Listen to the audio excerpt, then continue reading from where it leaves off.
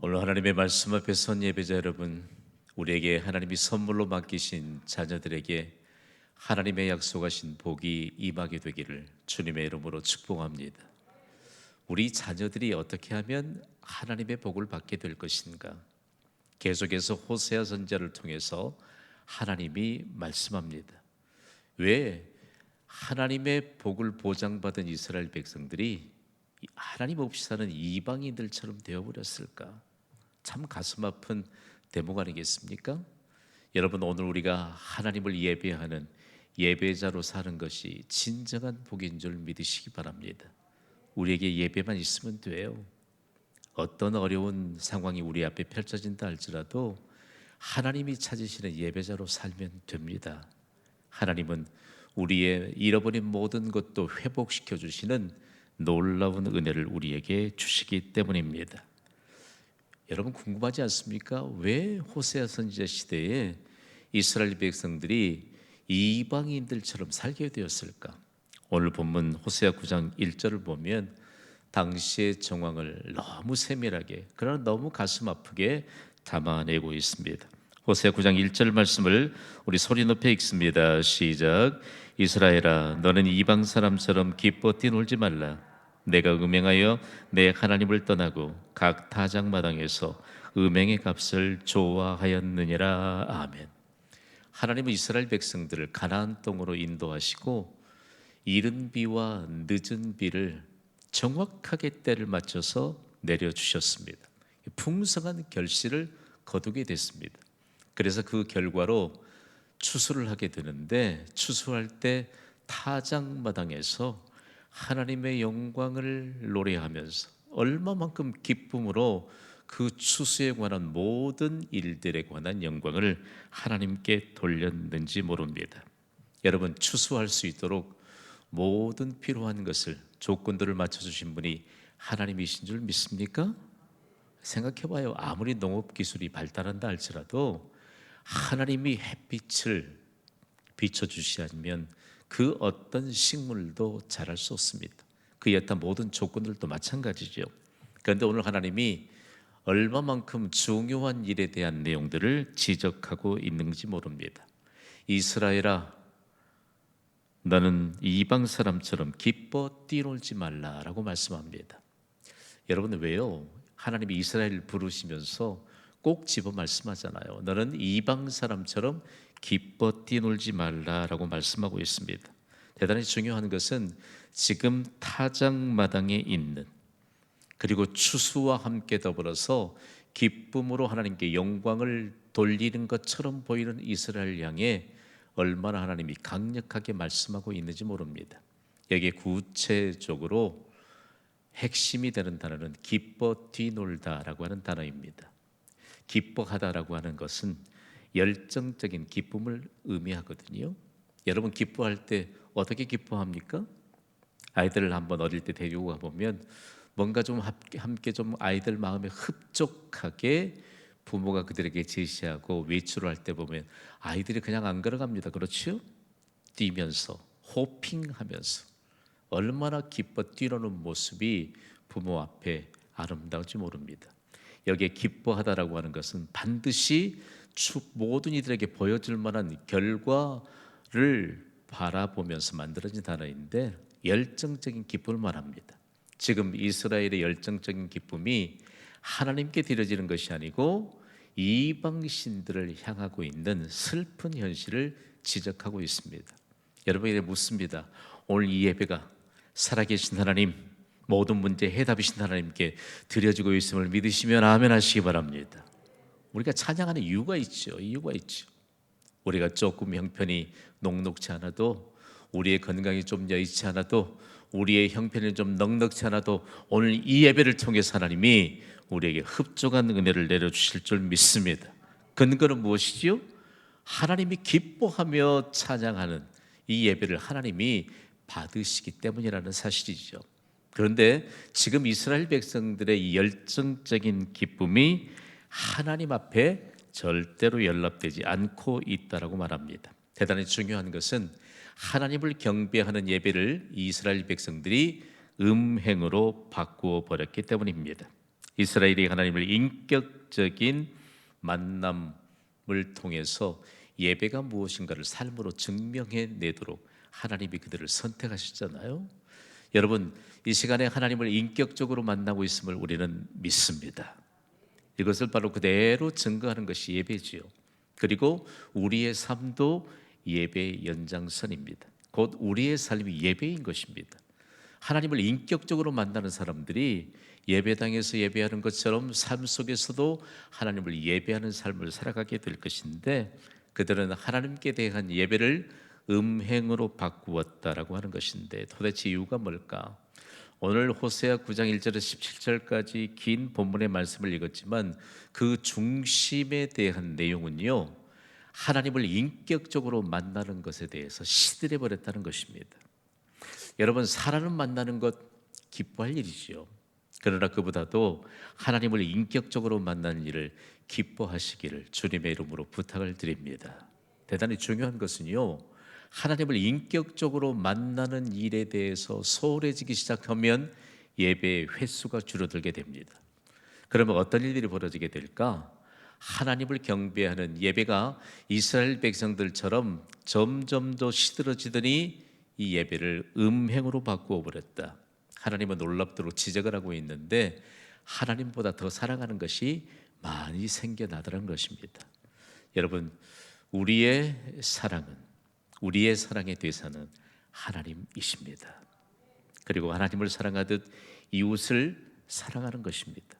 그런데 중요한 것은 하나님 사랑에 대한 내용들을 상실하고 나니까 구체적으로 너무 사랑해야 될 것들이 대상들이 많아졌는데, 그것을 일컬어서 하나님은 우상 숭배요 음행이라고 말씀합니다. 여러분, 어떻든지 하나님을 기쁘시게 할 수 있는 것은 예배입니다. 오늘 예배가 우리가 믿음이 있기 때문에 예배 자리에 나온 거 아니겠습니까? 히브리서 11장 6절은 우리의 마음판에 중요한 내용들을 새겨줍니다. 함께 읽습니다. 시작. 믿음이 없이는 하나님을 기쁘시게 하지 못하나니 하나님께 나아가는 자는 반드시 그가 계신 것과 또한 그가 자기를 찾는 자들에게 상 주시는 이심을 믿어야 할지니라. 아멘. 하나님은 믿음으로 하나님을 기쁘시게 하는 자들, 그리고 하나님을 찾는 자들에게 상 주시는 하나님이십니다. 우리가 그냥 쉽게 지나쳐 버릴 일이 있는데요, 여러분, 이 예배 하나님을 찾는 자들에게 상 주시는 축복의 시간인 줄 여러분 믿습니까? 성경이 말하는 상을 준다는 것은 하나님이요, 정말 우리가 흡족할 만한 내용들을 손에 쥐시고 우리의 손에 그대로 안겨주신다는 것입니다. 그러니까 하나님이 우리에게 약속하신 상은 나를 대신해서 절대 다른 사람이 받을 수 없습니다. 우리의 믿음을 따라서 하나님이 약속하신 상을 받는 것입니다. 참 이상하잖아요. 계속해서 함께 예배하던, 하나님께 예배하던 이스라엘 백성들이 어떻게 함께 우상을 숭배하는 길을 걸어가면서 축복을 저주로 바꾸었는가라고 하는 사실입니다. 여러분, 생각해 보세요. 여러분, 우리가 주 예수보다 귀한 것은 없다는 믿음의 고백이 우리에게 있습니다. 그러면 그 고백은 예배를 통해서 증명돼야 할 줄 믿습니다. 그런데 어느 날 갑자기 함께 예배했던 이스라엘 백성들이 함께 우상을 숭배하는 길을 걷게 되면서 민족적으로 하나님의 축복을 저주로 바꾸어 버린 이 슬픈 현실을 지적하고 있습니다. 그래서 결국은 이스라엘에게 저주가 임하게 됩니다. 이스라엘에게 임한 저주는 너무 끔찍합니다. 오늘 본문 호세아 9장 3절 말씀을 우리 함께 읽습니다. 시작. 그들은 여호와의 땅에 거주하지 못하며 에브라임은 애굽으로 다시 가고 아수르에서 더러운 것을 먹을 것이니라. 아멘. 계속해서 에브라임 지파가 등장합니다. 요셉의 아들 므낫세와 에브라임, 특별히 에브라임은요, 복 중에 복을 받은 지파입니다. 여러분의 퀴즈 하나 내겠습니다. 에브라임이 복 받은 것은 그의 아버지인 요셉의 믿음으로 인한 것입니까? 아니면 에브라임의 믿음으로 인한 것입니까? 요셉의 믿음입니다. 그럼에도 불구하고 조상으로부터 받은 이 하나님의 복을 간직하지 못했습니다. 그러니까 자꾸만 하나님이 에브라임 계속해서 계속해서 하나님이 말씀합니다. 여러분, 오늘 우리가 예수 그리스도를 믿는 이 자체가 복 중에 복을 받은 줄 믿습니다.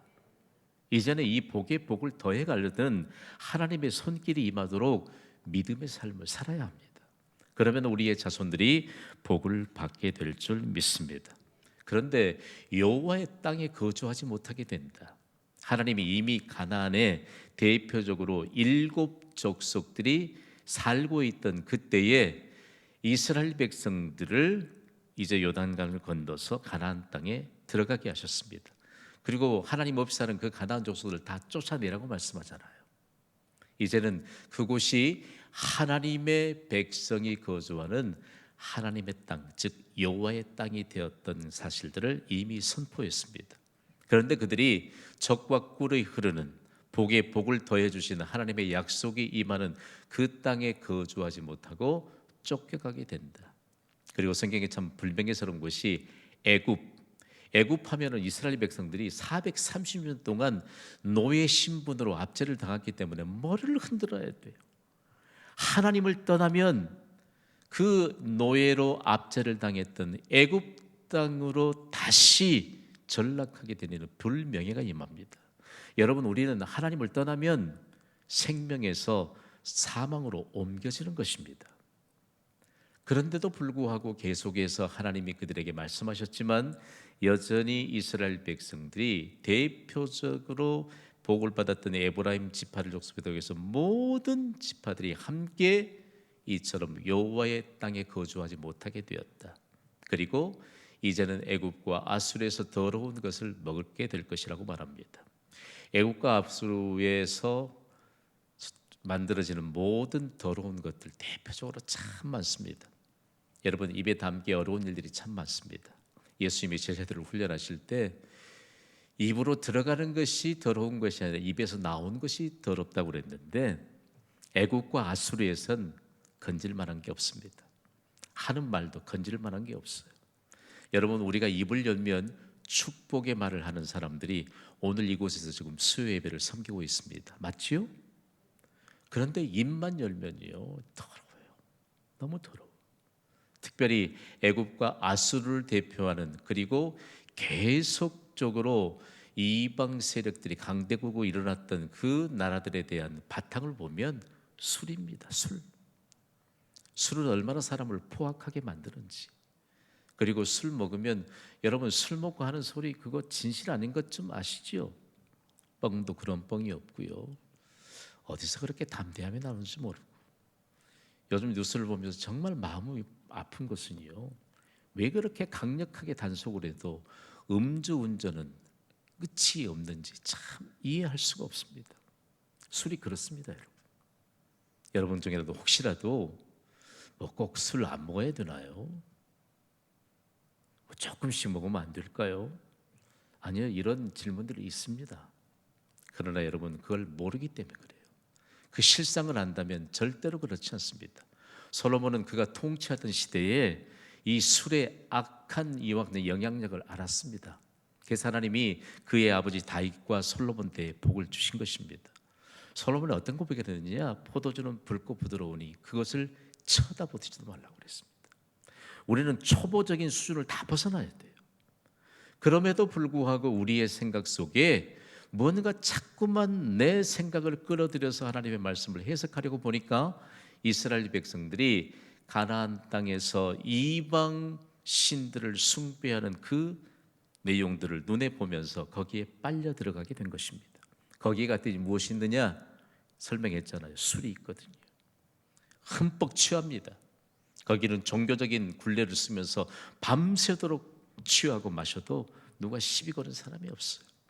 그러면서 하나님이 가장 기뻐하지 않는 음행의 길을 걸으면서 민족적으로 지금 타락하고 있는 그 상황 가운데서 그들이 축복을 저주로 바꾸었다. 그리고 그들에게 저주가 임하였다라고 하는 것인데요, 여러분, 대단히 중요한 것입니다. 여러분, 우리가 거룩하신 하나님 앞에서 거룩하신 하나님의 백성으로 사는 것이 복인 줄 믿습니다. 구별된 하나님의 백성으로 사는 것이 얼마나 자유로워요. 얼마나 멋집니까, 여러분?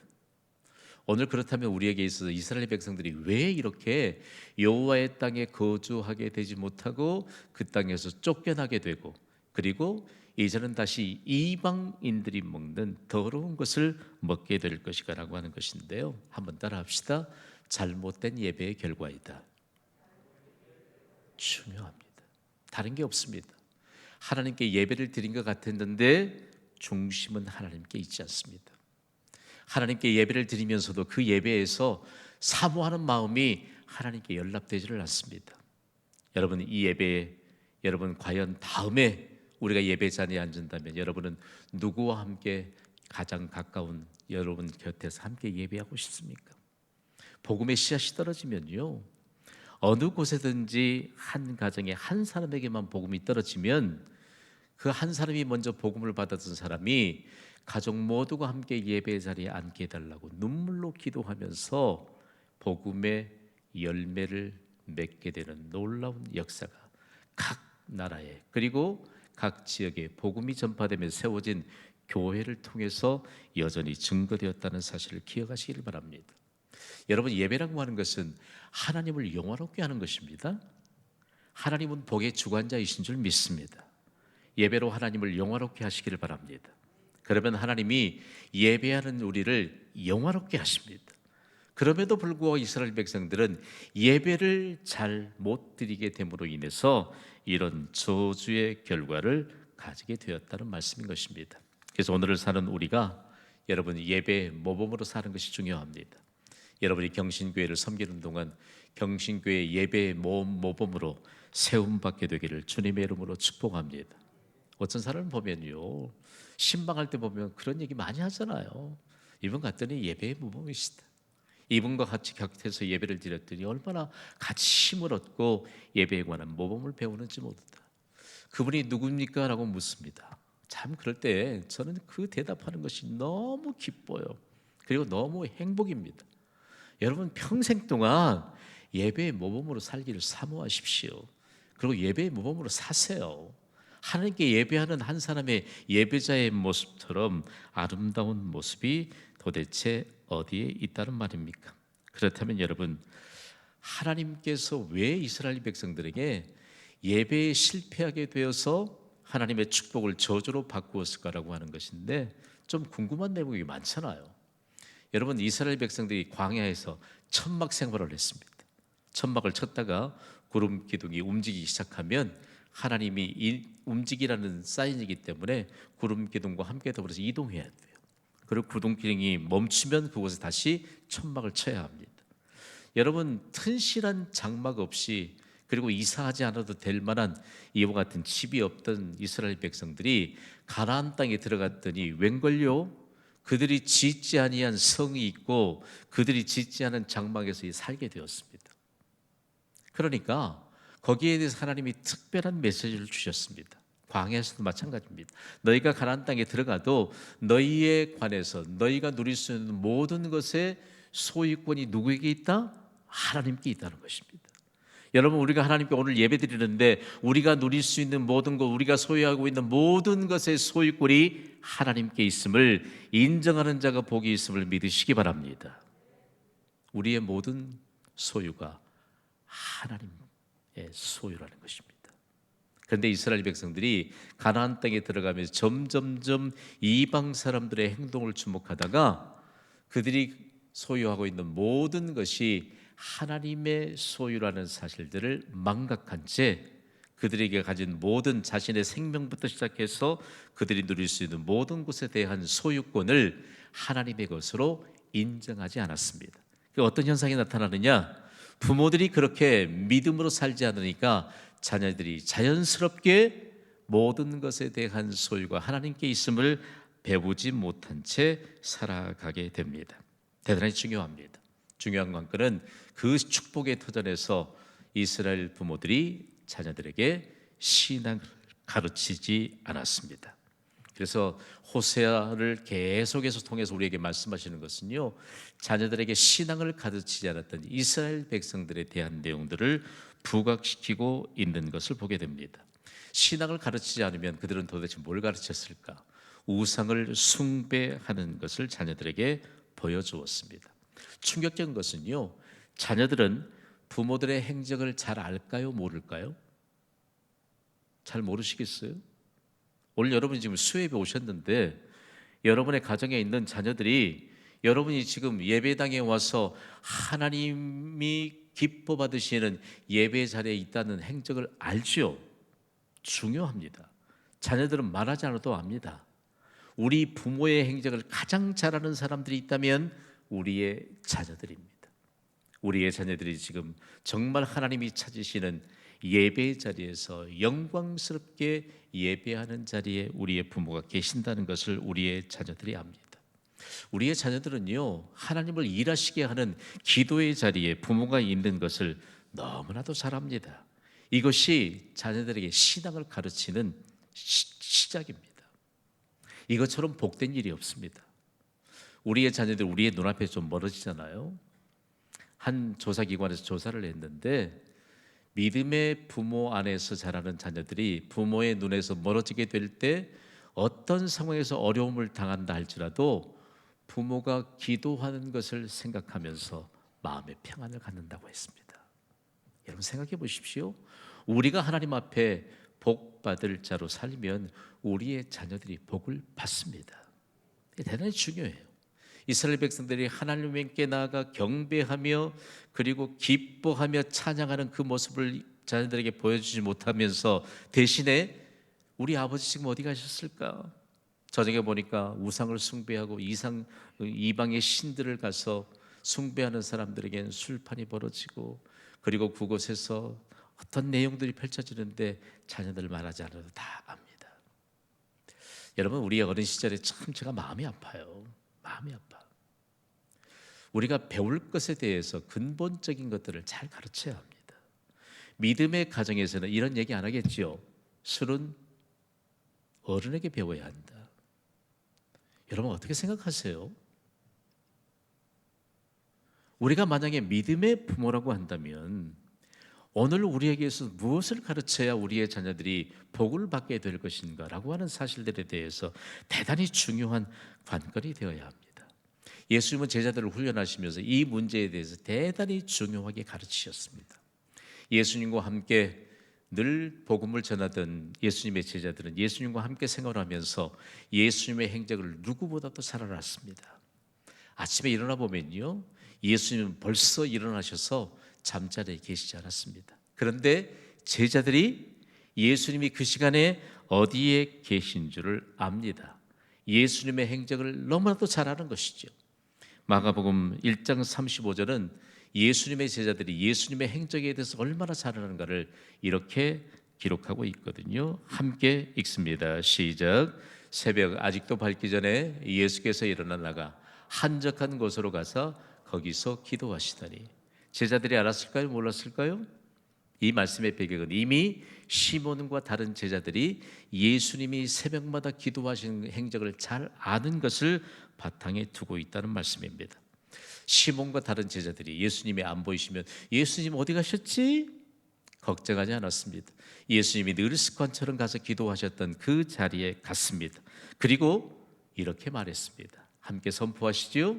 시작. 모든 사람이 주를 찾나이다. 아멘. 자막이 편집이 안 됐대요.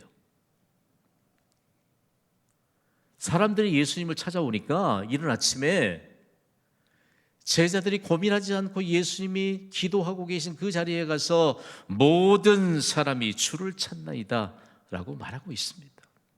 생각해 봐요. 여기에 여러 가지 복합적인 의미가 포함되어 있습니다.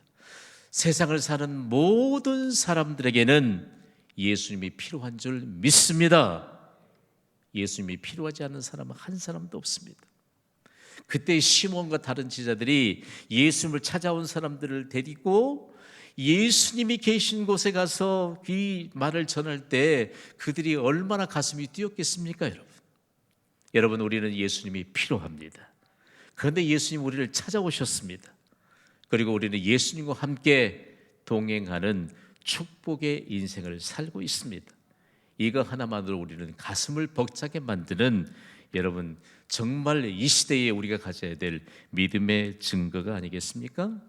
오늘은 좀 말씀을 받으면서 도전 받읍시다. 우리의 자녀들이 신앙의 부모인 우리의 신앙의 행적을 꿰뚫어 알 수 있는 이 사실 하나만으로도 여러분 자녀들에게 신앙의 가르침에 대한 구체적인 일들을 다 하고 계시므로 자녀들이 자손 대대로 복 받을 수 있는 놀라운 은혜가 임하기를 주님의 이름으로 축복합니다. 그러면서 여러분 신앙의 부모들이 신앙의 행적을 자녀들에게 알게 할 때 자녀들에게 어떤 영향력이 있게 되는가라고 하는 것인데요. 부모의 신앙을 따라서 우리의 자녀들의 올바른 가치관이 정립이 됩니다. 우리가 흔히 사용하는 가치관이라고 하는 말은 모든 것을 판단할 수 있는 기준을 말합니다. 여러분 생각해 봐요. 우리가 예수 그리스도를 믿는 믿음이 있기 때문에 모든 것을 판단할 수 있는 기준이 정말 올바른 가치관이 정립된 줄 믿으시기 바랍니다. 그러니까 우리의 자녀들이 이런 올바른 가치관으로 정립되는 것이 얼마나 큰 은혜인지 모릅니다. 대단히 중요한 것은요, 이스라엘 백성들이 거듭거듭 실패하다가 나중에 자녀들이 올바른 가치관을 가져야 할 것에 대한 중요성을 깨닫게 되었습니다. 그래서 구체적으로 자녀들에게 신앙의 인격을 물려줄 수 있는 일에 대단히 중요하게 관심을 집중했습니다. 그러면서 솔로몬 때에 이르러서 이 일이 얼마만큼 전 백성들에게 아주 깊숙이 심겨졌는지 모릅니다. 부모를 공경하라고 하는 이와 같은 이 계명에 있어서 마땅히 행할 길을 아이에게 가르치라고 계속적으로 강조했던 솔로몬을 통해서도 부모 공경에 관한 내용들은 얼마나 중요하게 가르쳐졌는지 모릅니다. 그들은 부모 공경에 대해서 가르치면서 부모의 재산을 물려받으려 하지 말고 부모의 신앙의 인격을 물려받을 것을 가르쳤습니다. 여러분, 부모의 신앙의 인격을 우리의 자손들이 유산으로 물려받을 수 있게 되기를 간절히 소망합니다. 그래서 그 영향이 얼마나 있느냐면요, 지금도 그들은 자녀들에게 유산 물려주지 않습니다. 제도적인 장치가 됐잖아요. 자녀들에게 유산을 물려주고 싶을 때 물려주면 그거 소용없는 일이기 때문입니다. 자녀들에게 유산을 물려주면 90% 이상을 국가에서 다 환수해가 버립니다. 생각해 봐요. 오늘 우리에게 있어서 과연 우리가 자녀들을 향해 기도하고 자녀들에게 복받을 길을 열어주기에 있어서 우리가 도대체 무엇을 중요하게 여기에 되길까라고 하는 사실들을 우리에게 가르쳐준다는 말씀입니다. 그래서 여러분 오늘 말씀의 결론을 받으면서 우리는 결코 자녀를 복받게 하는 부모로 살아야 할 줄 믿습니다. 다 함께 저를 따라 선포합시다. 자녀를 복받게 하라. 대단히 중요합니다.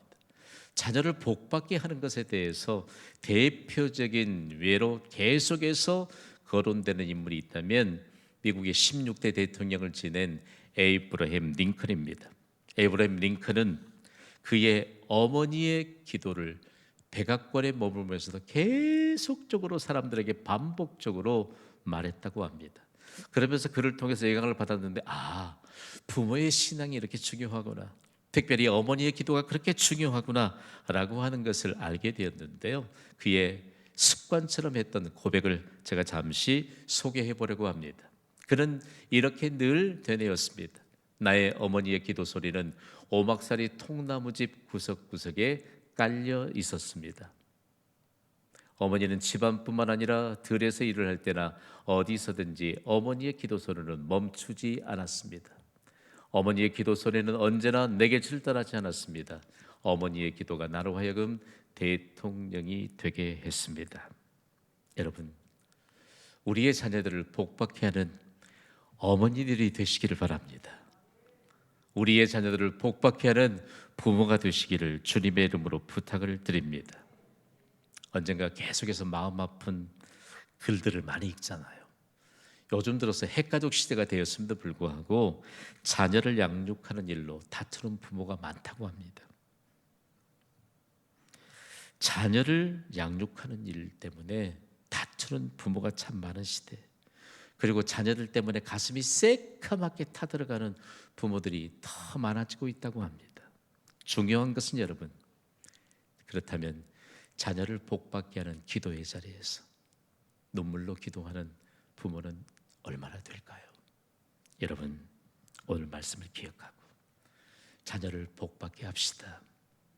그리고 자녀를 복받게 하는 것이 대한민국과 지구촌의 희망의 메시지를 전달할 수 있는 축복의 사람으로 산다는 사실들을 기억하시고, 다시는 실패한 이스라엘을 바라보면서 하나님의 축복을 저주로 바꾸지 않는 축복의 주역으로 살아가시기를 주님의 이름으로 축원합니다. 반주해 주세요.